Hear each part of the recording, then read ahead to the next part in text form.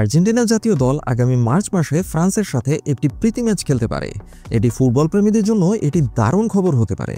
সাংবাদিক ফার্নান্দো সিজের তথ্য অনুযায়ী, যদি ফ্রান্স তাদের নভেম্বরের ডাবল ম্যাচ ডেতে 2026 বিশ্বকাপের জন্য যোগ্যতা অর্জন করে ফেলতে পারে, তাহলে তারা মার্চ মাসের জন্য একটি প্রীতি ম্যাচ খেলার প্রতিপক্ষ খুঁজতে পারে।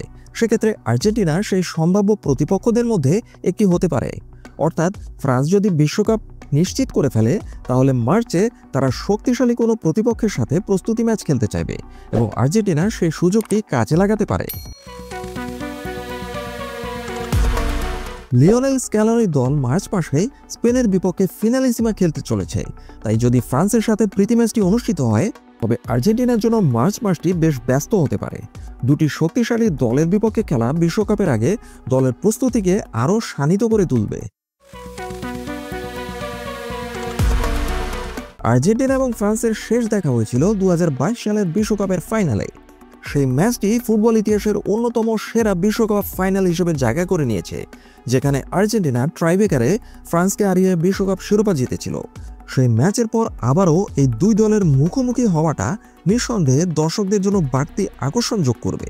এটি কেবল একটি প্রীতি ম্যাচ হলেও দুই দলের খেলোয়াড়দের মধ্যে পুরনো প্রতিদ্বন্দ্বিতা এবং বিশ্বসেরা হওয়ার লড়াইয়ে একটি রেস থাকবেই।